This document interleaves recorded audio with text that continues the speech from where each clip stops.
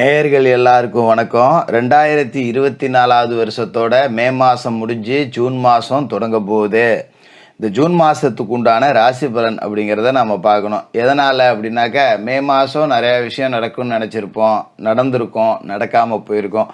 ஆனால் ஜூன் மாதத்தில் இது எல்லாத்தையுமே நம்ம செஞ்சு முடிச்சாகணும், இந்தந்த மாதிரியான வேலைகளை செய்யணும், இந்தந்த விசேஷங்கள் எல்லாம் செஞ்சு முடிச்சிடணும் அப்படின்னு பல திட்டங்கள் அப்படிங்கிறத நீங்கள் வச்சுருந்துருப்பீங்க. அது எல்லாத்துக்கும் சாதகமாக கிரக நிலைகள் இருக்கா, உங்களோட ராசிக்கு இந்த ஜூன் மாதத்தில் என்ன செய்யலாம், என்ன செய்யக்கூடாது அப்படிங்கிறதெல்லாம் நம்ம தெரிஞ்சு வச்சுக்கிறது அப்படிங்கிறது நல்லது. அந்த வகையில் இந்த ஜூன் மாதத்தோட ராசி பலனுக்கு கிரக நிலைகள் அப்படின்னு பார்த்தீங்கன்னா, சூரிய பகவான் ரிஷபராசியிலிருந்து 15ஆம் தேதி மிதன ராசிக்கு போக போகிறாரு. செவ்வாய் மாதம் முழுக்க மேச ராசியில் தன்னோட சொந்த வீட்டில் ஆட்சியில் இருக்க போகிறாரு. புதன் ரிஷபராசியிலிருந்து 10ஆம் தேதி மிதன ராசிக்கும் 26ஆம் தேதி கடகராசிக்கும் போக போகிறாரு. சுக்கிர பகவான் ரிஷபராசியிலேருந்து 13ஆம் தேதி மிதன ராசிக்கு போக போகிறாரு. குரு பகவான் ரிஷபராசியில் மாதம் முழுக்க இருப்பார். சனி பகவான் கும்பராசியில் இருக்கார். 30ஆம் தேதி சனி பகவான் வக்கரம் அடைகிறாரு. இது ரொம்ப முக்கியமான ஒரு அமைப்பு, இந்த சனி பகவானோட வக்கரம் அப்படிங்கிறது. அதே மாதிரி ராகு மீனராசிலையும் கேது கன்னிராசிலையும் இருக்காங்க. இந்த கிரக நிலைகள், ராசி மாற்றங்கள், சனி பகவானோட வக்கர நிலை, இது எல்லாம் சேர்ந்து உங்களோட ராசிக்கு இந்த ஜூன் மாதத்தில் என்ன பலன்கள் கொடுக்க போகுது அப்படிங்கிறத பார்த்துருவோம். மேசராசி நேயர்களே, உங்களுக்கு இந்த ஜூன் மாதம் எப்படி இருக்குது அப்படின்னு பார்த்தோன்னா, மேசராசிக்காரர்களை பொறுத்த வரைக்கும் கடந்த காலகட்டத்தில் ஏற்பட்ட கஷ்ட நஷ்டங்கள் எல்லாத்தையுமே மறைக்கக்கூடிய, போக்கக்கூடிய ஒரு மாதமாக இந்த ஜூன் மாதம் இருக்க போகுது. குறிப்பாக சொல்லணுன்னா, கடன் அடைச்சிடலாம். கடந்த காலகட்டத்தில் தொழில் ரீதியாக அப்படியே ஒரு வருமானம் அப்படியே உட்காந்து போயிருந்துருக்கோம். நல்லா போயிட்டு இருந்த தொழில் திடீர்னு உட்காந்து போச்சு. நல்லா போயிட்டு இருந்த வேலை திடீர்னு இப்போ சம்பளம் குறைக்கிறாங்க, ஆட்களை குறைக்கிறாங்க, இஷ்டப்பட்டா இல்லாட்டி போங்கிறாங்க. அந்த மாதிரி இருந்திருக்கும். செய்தொழிலில் ஏகப்பட்ட பிரச்சனை. இதனால் கடந்த காலகட்டத்தில் கடன் உண்டாயிருக்கும். அது எல்லாமே இனிமேல் மாறப்போகுது அப்படிங்கிறது தான் இந்த ஜூன் மாதத்தோட தொடக்கம் அப்படிங்கிறதே காட்டுது. ஏன்னா மாதம் தொடக்கத்திலேயே ராசிக்கு அதிபதியான செவ்வாய் ராசியிலே இருக்கார், ஆட்சி பெற்று உட்காந்துருக்காரு. ராசிக்கு அதிபதி ஆட்சின்னா நம்மளோட ஆட்சி தான், அதை பற்றி நாம் கவலைப்பட வேண்டியதில்லை. ராசிநாதன் ராசியிலே இருக்கிற நேரத்தில் முதல்ல நன்மைகள் என்ன அப்படின்னு பார்த்திங்கன்னா, உடல் ஆரோக்கியத்தில் இருந்த பிரச்சனையெல்லாம் நீங்கிரும். கடந்த காலகட்டத்தில் உடல் ஒத்துழைச்சிருக்காது. ஒரு சாதாரணமான ஒரு வேலையை செய்யணும் அப்படின்னா கூட சரிப்போ கொஞ்சம் நேரம் படுப்போம், இருந்தாலும் அப்புறம் பார்த்துக்கலாம் அப்படின்னு உடம்பு அசதி, ஓய்வுக்கு தான் நேரம் தேடுமே தவிர உழைக்கிறதுக்கு மனசே வராது. குனிஞ்சா நிமிர முடியல, நிமிந்தா குனிய முடியல, கொஞ்சம் 10 அடி ஏற முடியல, ஒரு படிக்கட்டில் ஒரு மாடிப்படி ஏறணுன்னா கூட லிஃப்ட்டுக்காக உக்காந்துருக்கேன் அப்படிங்கிற மாதிரி உடம்பு கொஞ்சம் அசதி கொடுத்துருச்சு. அது எல்லாமே இந்த மாதத்தில் மாறிடும். உடம்புல ஒரு உற்சாகம் இருக்கும். சரி போடா, நம்ம வேலையை நம்ம பார்க்குற அளவுக்கு உடம்புல தெம்பு இருக்குது, எது வந்தாலும் இனிமேல் நம்ம பார்த்துக்குவோம் அப்படிங்கிற தன்னம்பிக்கையே உங்களுக்கு கிடைக்கும்.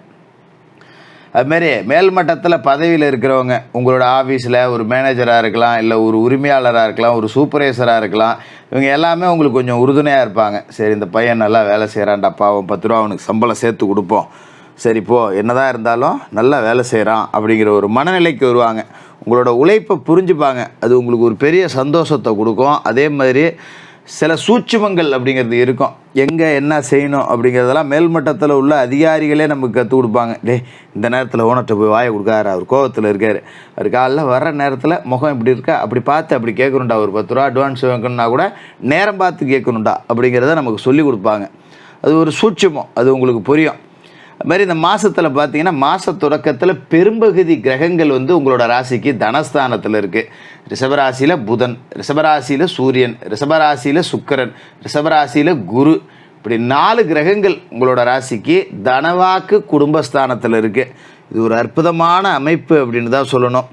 அதாவது ரிஷபராசியில் சுக்கிரன் ஆட்சி பெற்று உட்கார்ந்துருக்கார். அவர் யாருன்னா, ராசிக்கு 2வது வீட்டுக்கும் 7வது வீட்டுக்கும் அதிபதி. அவர் தனஸ்தானத்திலே இருக்கிற இந்த நேரம் அப்படிங்கிறது ஒரு பொற்காலம் அப்படின்னே சொல்லலாம். பொருளாதார பற்றாக்குறை அப்படிங்கிறது இருக்காது. தனாதிபதி தனஸ்தானத்தில் ஆட்சி பெற்று உட்கார்ந்துருக்காருங்கிறப்ப கடங்கண்ணி அடைக்கிற அளவுக்கு காசு வரும். ஆஃபீஸில் வேலை செய்கிற இடத்துல சம்பள உயர்வு கிடைக்கும். ஒரு வண்டி வாகனம் வாங்கணும், ஒரு லோனுக்குன்னு போட்டு வைக்கணும், இல்லை ஆஃபீஸில் ஒரு லோனு கேட்கணும் அப்படின்னு நினச்சிங்கன்னா அது இந்த காலகட்டத்தில் உடனே நிறைவேறிடும். அதனால் காசு பணத்துக்கு பஞ்சமில்லாத ஒரு மாதமாக இருக்கும். அதோட புத ஆதித்ய யோகம் அப்படிங்கிறதும் 2வது வீட்லேயே இருக்குது. புதனும் பார்த்திங்கன்னா 2வது வீட்டில் தான் இருக்கார். புதன் யார்? 6ஆம் இடத்துக்கு அதிபதி அவர் வந்து தனஸ்தானத்தில் வர்றதுங்கிறது நல்ல நேரம். இந்த காலகட்டம் தான் படித்து முடிச்சுட்டு வேலை இல்லாத இருக்கவங்களுக்கெல்லாம் வேலை கிடைக்கிறது. பையன் ஒருத்தன் இருக்கான், படித்து முடிச்சுட்டு ஒரு வேலைக்கும் போக மாட்டேங்கிறான், அவனும் எங்கெங்கேயோ அலையிறான், பாவம் எனக்கே கஷ்டமாக இருக்குது, புள்ள கஷ்டப்படுறான், ஒரு வேலை அமைஞ்சா நல்லா இருக்குமே அப்படின்னு நம்ம தவிச்சிக்கிட்டு இருப்போம். பிள்ளைங்க வீட்டில் சோறு திங்கவே திங்காது. எதை போடா என்னடா ஒரு வேலையும் போகல, நம்ம ஏற்கனவே வீட்டில் கஷ்டப்பட்டுட்டு இருக்காங்க, நம்மளும் போய் அவங்களுக்கு கஷ்டம் கொடுக்குறதானே 10 ரூபா கையில் காசு இல்லாமல் கூட சுற்றுவாங்க. நமக்கு கஷ்டமாக இருக்கும். நம்ம அப்பா கொட்டி நோவாமல் பையில் 10-5 வச்சுட்டு வருவோம். அப்படி கஷ்டப்படுற பிள்ளைகளுக்கு வேலை கிடைச்சிரும். ஏதோ ஒரு நல்ல வேலை படிப்புக்கு தக்கன அமைஞ்சிருது அப்படிங்கிறது நமக்கு ஒரு சந்தோஷத்தை கொடுக்கக்கூடிய அமைப்பு. குறிப்பாக பார்த்திங்கன்னா புத ஆதித்ய யோகம் அப்படிங்கிறது செயல்படுது. அப்படிங்கிறதால அரசு வழி வேலைக்கு முயற்சி செஞ்சீங்க அப்படின்னா, ஒரு போட்டித் தேர்வு ஏதாவது வருது போகுது அப்படின்னா எழுதி பார்த்திங்கன்னா இப்போ ஒரு நல்ல நேரம் இருக்குது, ஒரு வாய்ப்பு கிடைக்கும்.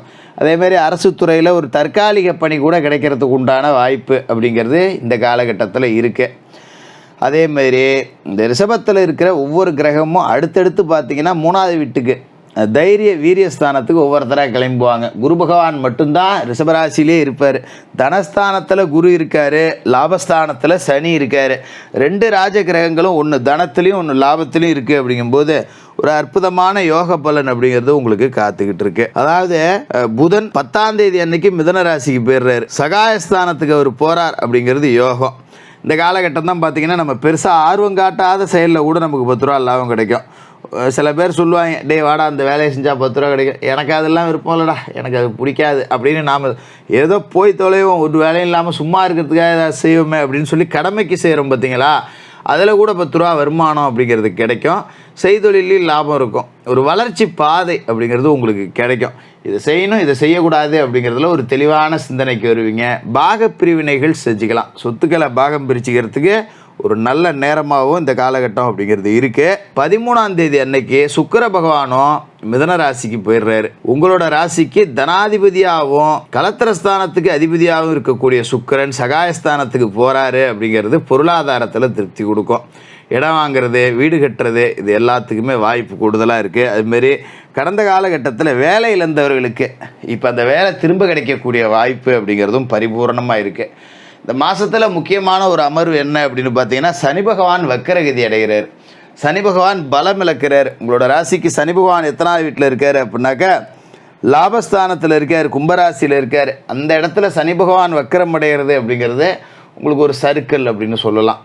அதே நேரத்தில் சனி பகவானோட பார்வை உங்களோட ராசியில் எழுது பார்த்தீங்களா, சனி பகவான் பலம் இழக்கிறப்ப அவரோட பார்வையும் பலம் இழக்குது. அப்போ அந்த வகையில் உங்களுக்கு லாபம் அப்படின்னு சொல்லலாம். சனி பகவானோட பார்வையோட அந்த பவர் அப்படிங்கிறது குறைய போகுது. அப்போ இந்த சனி பகவானோட பவர் குறையும் போது நாம் லாபம் 10 ரூபா குறைய தான் செய்யும். ஆனாலும் நேர்மை தவறாமல் கர்ம வினைகளின்படி உழைக்கணும். 10 ரூபா குறுக்கு பணத்துக்கு ஆசைப்படக்கூடாது, அடுத்தவனுக்கு எடுக்கணும்னு நினைக்கக்கூடாது, அரசுக்கு புறம்பான காரியங்களில் ஈடுபடக்கூடாது. இதெல்லாம் செய்யாமல் இருந்தாலே சனி பகவான் உங்களுக்கு வாரி கொடுத்துருவார். இந்த சனி பகவான் வந்து இப்போ வக்கரகதியில் பின்னோக்கி போனாலும் எங்கே போகிறாரு அப்படின்னு பார்த்தீங்கன்னா தொழில்ஸ்தானத்தை நோக்கி தான் போக போகிறார். அப்போ 4 பேருக்கு நல்லது செய்யக்கூடிய, பொதுமக்களை கவரக்கூடிய விதத்தில் லாபம் குறைவாகவும் தரத்தில் அதிகமாகவும் வச்சு செயல்பட்டீங்க அப்படின்னா அதிகபட்ச லாபத்தையும் இந்த காலகட்டத்தில் அடையலாம். மொத்தத்தில் இந்த ஜூன் மாதம் அப்படிங்கிறது உங்களுக்கு கடந்த காலகட்ட கடனெல்லாம் அடைச்சி ஒரு கௌரவத்தையும் ஒரு சந்தோஷத்தையும் கொடுக்கக்கூடிய ஒரு உன்னதமான மாதமாக இருக்க போகுது. தினமும் குளித்து முழுவிட்டு விநாயகப் பெருமானை வணங்கிட்டு உங்களோட வேலைகளை தொடங்குங்க.